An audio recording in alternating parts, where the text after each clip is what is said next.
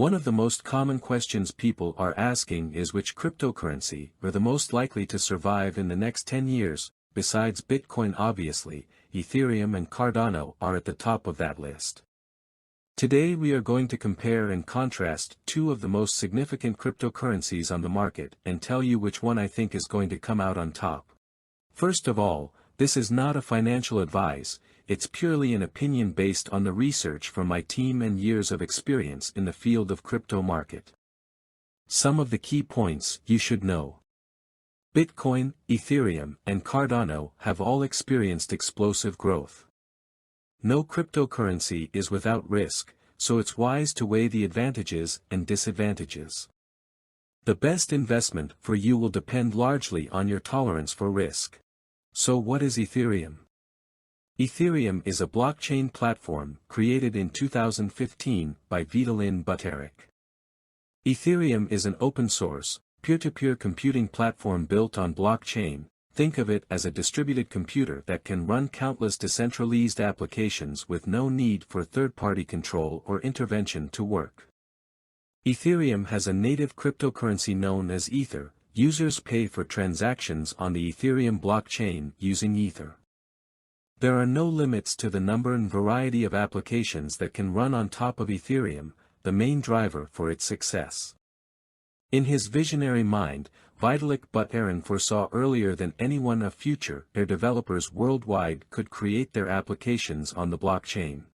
These applications, known as decentralized applications, DApps, can have limitless functions. While almost every business model already landed on Ethereum blockchain in some form, the apps that so far gained more traction are those related to the DeFi, decentralized finance, gaming and NFTs. Ethereum allows developers to code smart contracts that execute preset actions with no need for a middleman to manage them.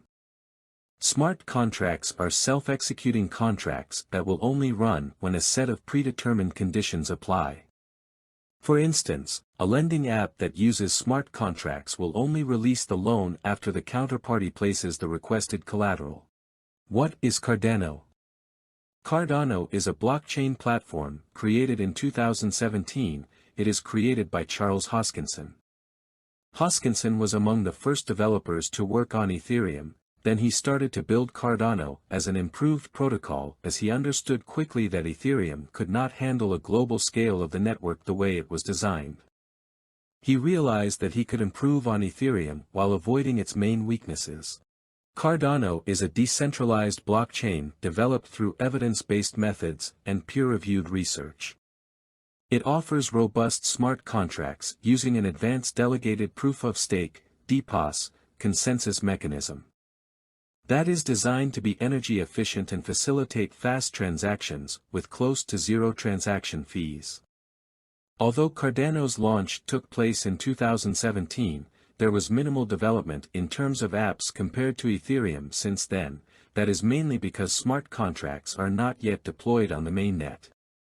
Yet, it currently ranks as the fifth largest cryptocurrency by market cap. Investors have high expectations from the project, which have gone through a cumbersome development process over the past 4 years. Ethereum versus Cardano. To understand which is the better cryptocurrency, we have to look at how each of these was created, their philosophy, and the technical specifications that set them apart. Starting with Cardano, ADA was created with a research-driven approach. This means that everything on the blockchain is peer-reviewed. Another interesting difference between ADA and ETH is that Cardano uses a dual-layer design. In simple terms, this means that computations and settlements are done separately. While Ethereum is a single-layer environment, where computations, smart contracts, and settlements, token transfers, occur at the same time. In theory, this separation should allow ADA to run more efficiently, meaning faster transactions at a lower cost. In terms of energy efficiency, ADA consumes almost no energy due to its POS system. Cardano uses an algorithm known as Ouroboros, which references an ancient symbol of a snake biting its own tail. This is an accurate physical depiction of the POS process because ADA uses a closed-loop system. ETH, for now, runs on POW, but once it has fully migrated to POS it should be as efficient as ADA. Of course, this is not expected to happen fully until 2022 to 2023. Lastly, it is also worth noting the differences between the monetary policy of Ether and ADA. Ethereum has an unlimited supply of Ethereum, with supply programmed to increase by 4.5% each year. Meanwhile, ADA, like Bitcoin, has a limited supply. So far, there are 31 billion ADA in existence, with about 14 billion left to be mined. To sum up, let's look at the pros and cons of each cryptocurrency. Ethereum advantages. Largest smart contract network in existence. Host to the most tokens and NFTs. First mover advantage. Pending move to ETH 2.0 will increase efficiency. Ethereum disadvantages. Network congestion due to high volume. High gas prices. One-layer system. ETH development is inefficient and hard to peer review. ADA advantages. Dual layer makes transactions more efficient. Already on POS, which is environmentally friendly. Gaining traction with new user cases. Limited supply. More inclusive and easily peer-reviewed programming language. ADA disadvantages. Few decentralized applications on its network for now. Slow to introduce smart contracts. Slow adoption as an actual currency. To sum up, it does appear that ADA has some stronger fundamentals going forward. The dual-layer system, already established POS and more friendly programming language should make for a better environment to host tokens and dApps. However, Ethereum does have something going for it that ADA doesn't, which is first-mover advantage and network effects. Ethereum is the place to be, already boasting thousands of dApps.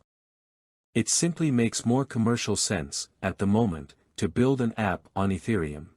In conclusion. So which is better, Cardano or Ethereum? I currently hold both in my crypto portfolio, but I am more excited about Cardano's prospects at the moment. In a way, I think Cardano's fundamentals are better to support dApps, so they will have an easier time allowing for smart contracts than Ethereum will have transitioning to a more practical POS system.